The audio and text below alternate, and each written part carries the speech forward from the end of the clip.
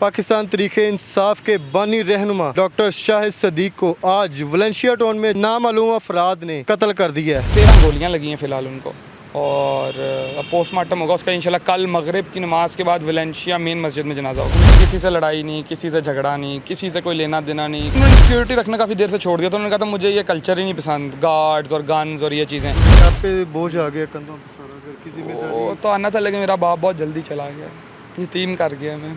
MYK news की videos देखने के लिए हमारा चैनल सब्सक्राइब कीजिए और बेल आइकॉन को क्लिक कीजिए ताकि आप हमारी आने वाली वीडियो से बाखबर रह सके। बिस्मिल्लाहिर्रहमानिर्रहीम, अस्सलाम वालेकुम। आप देख रहे हैं MYK न्यूज़ टीवी। मैं हूं आपका होस्ट आमिर भट्ट। पाकिस्तान तरीके इंसाफ के बानी रहनुमा डॉक्टर शाहिद सदीक को आज वलेंशिया टाउन में जुमे की नमाज के बाद नामालूम अफराद ने कत्ल कर दिया है। फायरिंग करने वाले कितने लोग थे और यहाँ पे आज हम मौजूद हैं जिनाह हॉस्पिटल में। यहाँ पे काफ़ी उनके दोस्त भी आए हुए हैं और वकील भी यहाँ पे मौजूद हैं और अभी हम डेड हाउस के बिल्कुल बाहर हैं। उनके बेटे से जानते हैं कि उनकी किसी के साथ ज़ाती दुश्मनी थी, किस रंजिश पे उनको कत्ल किया गया है, क्या मामला हैं, उनके बेटे से ही जानते हैं। डॉक्टर साहब के साहबजादे हमारे साथ मौजूद हैं, इनसे जानते हैं। अस्सलाम वालेकुम। जी अस्सलाम वालेकुम। आप साथ थे? मेरा छोटा भाई साथ था जी मौके पे। वाले साहब नमाज़ पढ़ के निकले हैं जुमे की बाहर, गाड़ी में एक पाँव अंदर था, पीछे से फायर हुए हैं। अस्पताल पहुँचे हैं, जब तक अस्पताल वालों ने तावन किया है तब तक मेरे वाले साहब चले गए थे दुनिया से। किसी के साथ कोई ज़ाती दुश्मनी? कोई दुश्मनी नहीं, कोई लेन देन का मसला नहीं, कोई कुछ नहीं। आप मीडिया वाले भी, बाकी भी लोग, सारा पाकिस्तान उनकी गवाही दे सकता है। उनकी किसी से लड़ाई नहीं, किसी से झगड़ा नहीं, किसी से कोई लेना देना नहीं, किसी से कोई बात ही नहीं। वो अपने तक रहते थे, अपने तक रखते थे। यतीम कर गए हमें। पुलिस ताउन कर रही है, इंशाल्लाह जो बेहतर होगा। और अभी मुझे ये बताइएगा कि जैसे सिक्योरिटी वगैरह होती है उनके साथ, आज सिक्योरिटी नहीं थी? जी उन्होंने सिक्योरिटी रखना काफ़ी देर से छोड़ दिया, तो उन्होंने कहा था मुझे ये कल्चर ही नहीं पसंद, गार्ड्स और गन्स और ये चीज़ें।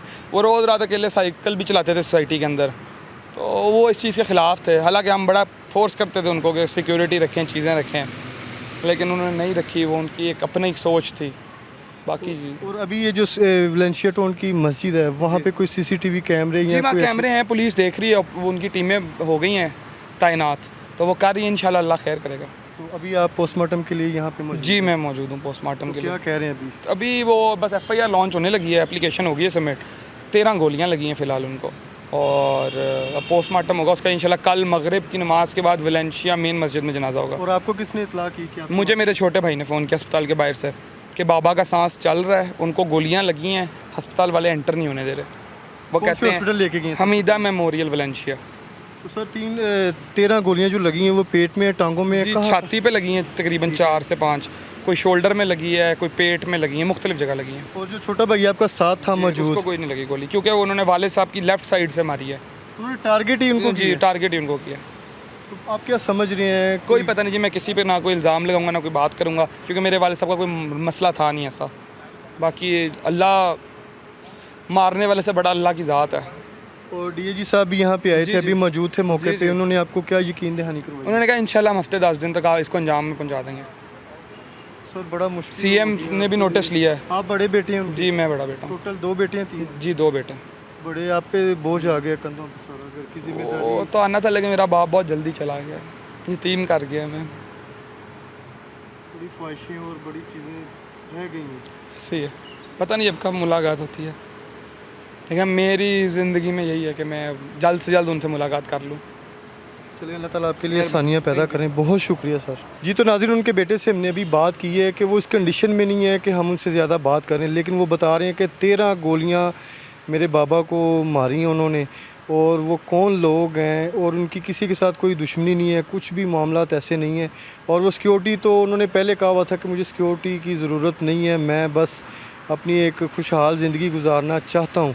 लेकिन उन नालायकों ने, नकम्मे लोग, जो मेरे पास वर्ड नहीं है कि मैं उनको क्या कहूँ, कि एक हंसता बसता जो घर है वो इस टाइम इतना डिस्टर्ब कर दिया। छोटे छोटे बच्चे हैं, अभी उनकी पढ़ने लिखने की उम्र है, लेकिन उनकी ये हरकत की वजह से उन बच्चों के कंधों पे इतना ज़्यादा बोझ आ गया। क्या हमारे मुआशरे में हम लोग जुम्मा पढ़ने जाएं, कहीं भी जाएं, हम लोग सेफ नहीं हैं। अब हर बंदा 8-8, 10-10 गार्ड नहीं रख सकता। अगर रखेंगे भी तो क्या फ़ायदा है? खुशहाल ज़िंदगी जीने नहीं दे रहे लोग। क्या मामला हैं आपके सामने हैं सारे।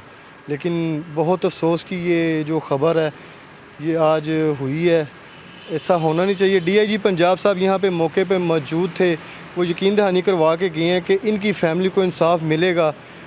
हम 8 से 10 दिन के अंदर अंदर कोशिश कर रहे हैं कि वहाँ पे सीसीटीवी जो कैमरे मौजूद हैं मस्जिद के बाहर, वहाँ से फुटेज मिले और उन लोगों को पकड़ा जाए कि ये लोग कौन हैं।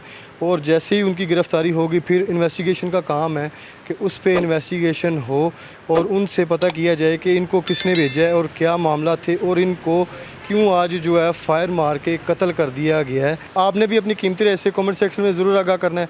इसी के साथ अपने होस्ट आमिर भट्ट को इजाज़त दें। अल्लाह हाफिज़।